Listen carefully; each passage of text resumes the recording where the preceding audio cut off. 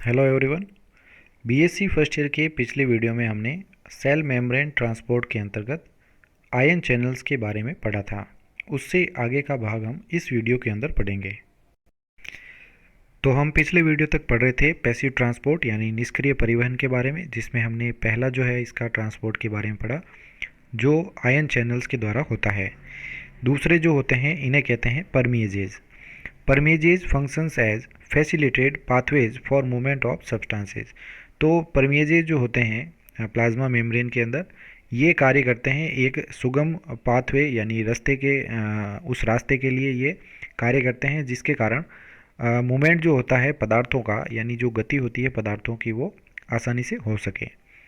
As a result the rate of transport is stereo specific. तो इनके अंदर जो ट्रांसपोर्ट होता है वो स्टीरियो स्पेसिफिक प्रकार का होता है।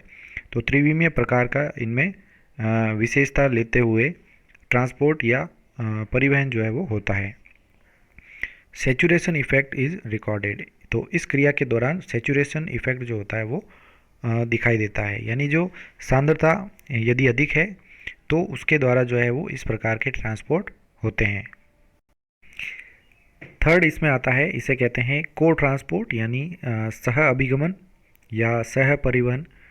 It is membrane transport that accompanies active transport of some substances. यानी यह एक ऐसा ट्रांसपोर्ट सिस्टम है यानी परिवहन तंत्र है झिल्ली का जिसमें सक्रिय प्रकार से जो है ट्रांसपोर्ट किया जाता है कुछ अणुओं का, यानी ये सक्रिय प्रकार से कुछ अणुओं को झिल्ली एक सिरे से दूसरी ओर लेके जाती है। जैसे ग्लूकोज और उसके साथ में सोडियम जब आयन उपस्थित हो तो इसे को ट्रांसपोर्ट के द्वारा जो है प्लाज्मा झिल्ली से पार कराया जाता है।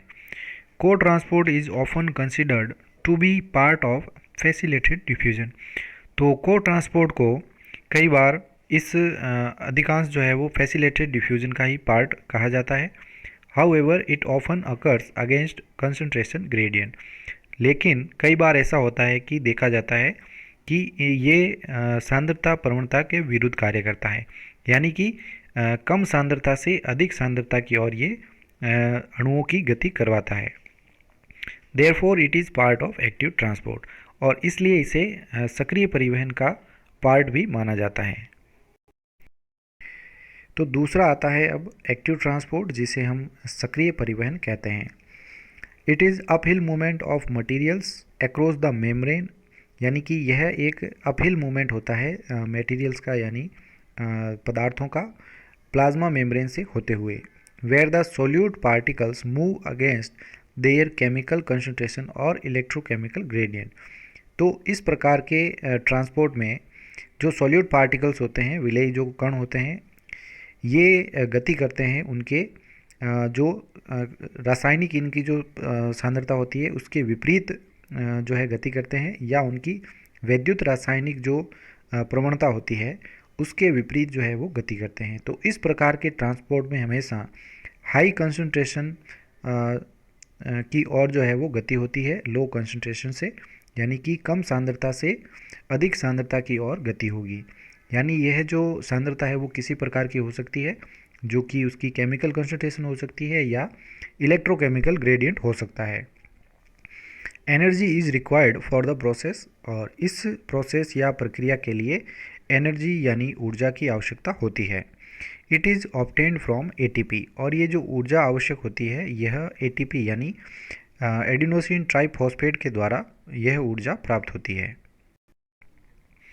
Active transport occurs in case of both ions and non electrolytes.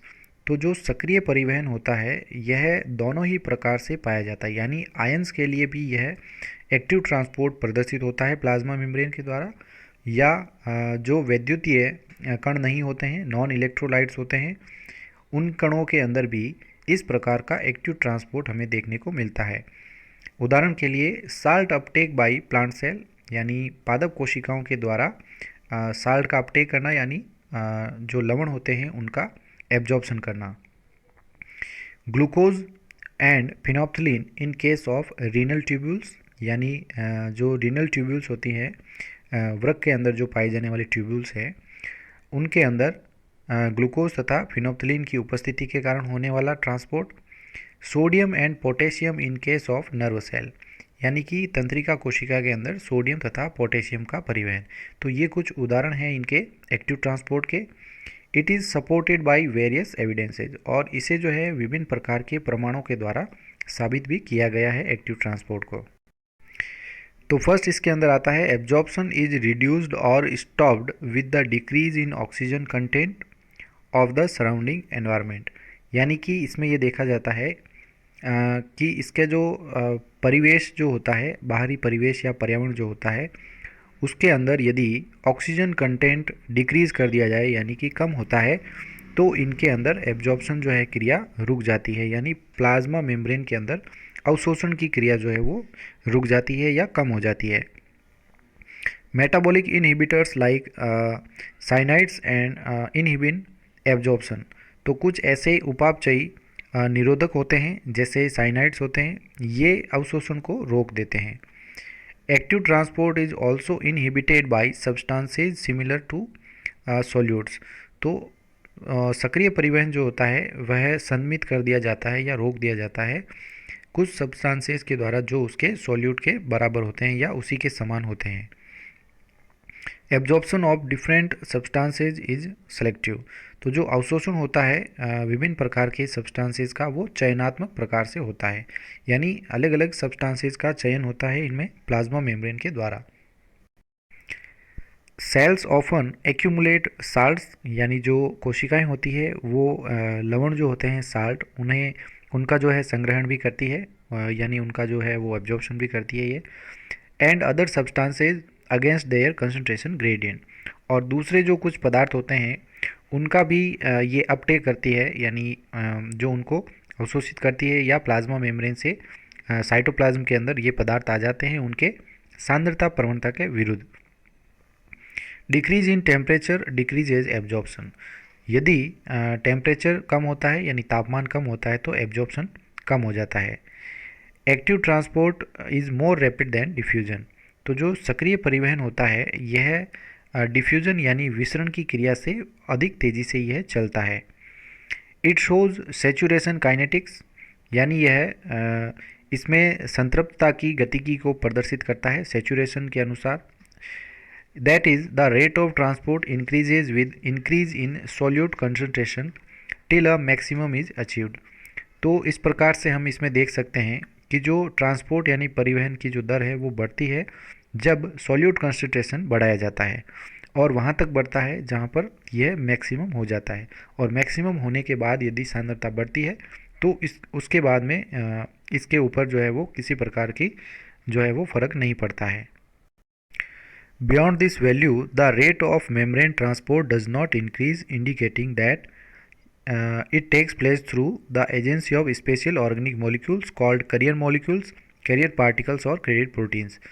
तो इस वैल्यू से अधिक जो है वो रेट ऑफ जो ट्रांसपोर्ट होती है मेम्ब्रेन के अंदर ये इंक्रीज़ नहीं होती है, तो इससे यह प्रदर्शित होता है कि यह किसी एक स्पेशल जो ऑर्गेनिक मॉलिक्यूल या कार्बनिक अणु होता है ये केवल उसके द्वारा ही एक्टिव ट्रांसपोर्ट होता है, जिन्हें हम कैरियर मॉलिक्यूल यानी वाहक अणु कहते हैं, यानी ये वाहक पदार्थ हो सकते हैं या इन्हें कैरियर प्रोटीन यानी कि वाहक प्रोटीन कहा जाता है। तो जब भी एक्टिव ट्रांसपोर्ट होता है उनके अंदर वाहक प्रोटीन कार्य करते हैं।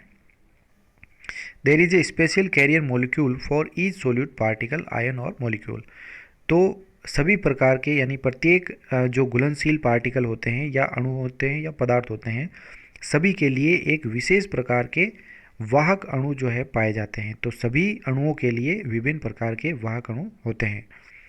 The carrier has its binding site on to surface of the membrane, तो इस वाहक के अंदर जो है बाइंडिंग साइट होती है यानी बंधन स्थल पाए जाते हैं दोनों ही सतह पर, यानी जो मेम्ब्रेन के अंदर जो ये कैरियर प्रोटीन्स होती है तो दोनों ही सतह पर इनमें बाइंडिंग साइट यानी बंधन स्थल होते हैं, और ये इसके कारण मेम्ब्रेन के दोनों तरफ जो है वो ट्रांसपोर्ट कर सकते हैं, यानी अंदर से बाहर की ओर भी भेज सकते हैं और बाहर से अंदर की ओर भी ला सकते हैं। द सोल्यूट पार्टिकल यानी कि जो सबस्ट्रेट होता है यानी कि जो घुला हुआ पार्टिकल होता है कंबाइंस विद द कैरियर यानी कि यह वाहक के साथ में जुड़ता है to form carrier solute complex, और जिससे यह एक वाहक विलेय कॉम्प्लेक्स या यौगिक बनाता है। The bound state the carrier undergoes a conformational changes which transport the solute to the other side of membrane. तो जैसे ही ये बंधित अवस्था में होते हैं तो इसके अंदर जो कैरियर या वाहक होते हैं उनमें कुछ कन्फर्मेशनल चेंजेज होते हैं, यानी उनकी संरचना में परिवर्तन आते हैं, जिसके कारण जो सोल्यूट होते हैं यानी जो अणु होते हैं विलेय, उनका ट्रांसपोर्ट या परिवहन जो है प्लाज्मा मेम्ब्रेन से दूसरी तरफ कर दिया जाता है। Here the solute is released, और इसके बाद में उस सोल्यूट को रिलीज कर दिया जाता है या मुक्त कर दिया जाता है। Energy is used in bringing about the conformational changes in the carrier, यानी कि ऊर्जा की आवश्यकता इसमें तब पड़ती है जब इनके जो वाहक अणु होते हैं यानी कैरियर प्रोटीन्स जो होते हैं उनके अंदर संरचनात्मक परिवर्तन लाने के लिए एनर्जी की आवश्यकता होती है। It is provided by ATP, तो ये ऊर्जा एटीपी के द्वारा प्राप्त होती है। In the process ATP is dephosphorylated to form ADP, तो इस प्रोसेस या प्रक्रिया के अंदर जो एटीपी होती है इसका विफास्फोरीकरण होता है और यह एडीपी के अंदर कन्वर्ट हो जाती है। इसे कहते हैं एडिनोसिन डाइफॉस्फेट। तो एडिनोसिन ट्राइफॉस्फेट जो होता है कन्वर्ट होके एडीपी बना लेता है और जिससे ऊर्जा मुक्त होती है उसके द्वारा इसके अंदर कन्फर्मेशनल चेंजेस जो है वो आते हैं कैरियर मॉलिक्यूल्स के अंदर। तो ये जो डायग्राम है फर्स्ट, सेकंड और थर्ड, ये प्लाज्मा मेम्ब्रेन के अंदर एक्टिव ट्रांसपोर्ट को प्रदर्शित करते हैं। तो ये जो मॉलिक्यूल्स होते हैं ये प्रोटीन होते हैं, इन्हें कैरियर मॉलिक्यूल कहते हैं। तो सेल के बाहर की ओर यानी सेल की आउटर साइड में जो सोल्यूट सब्सटेंसेज होते हैं वो इन चैनल्स के अंदर प्रवेश करते हैं और जैसे ही ये बंद हो जाते हैं फिर इनके अंदर कन्फर्मेशनल चेंजेस यानी संरचनात्मक परिवर्तन आते हैं। तो ये बाहर की ओर से बंद हो जाते हैं और अणु को इसके थ्रू होते हुए इसके दूसरे सिरे तक ले जाते हैं और जैसे ही ये दूसरे सिरे से इसको अंदर की ओर यानी कोशिका के अंदर मुक्त कर देते हैं तो ये जो चैनल होते हैं वो वापस खुल जाते हैं और दूसरे जो है मॉलिक्यूल जो इसी प्रकार के मॉलिक्यूल होते हैं उनको ग्रहण करने के लिए ये तैयार होता है। तो इस प्रकार से कैरियर मॉलिक्यूल के द्वारा जो है एक्टिव ट्रांसपोर्ट की क्रिया प्लाज्मा मेम्ब्रेन के थ्रू होती है। Thank you so much. इसके बाद का नेक्स्ट भाग हम अगले वीडियो के अंदर पढ़ेंगे।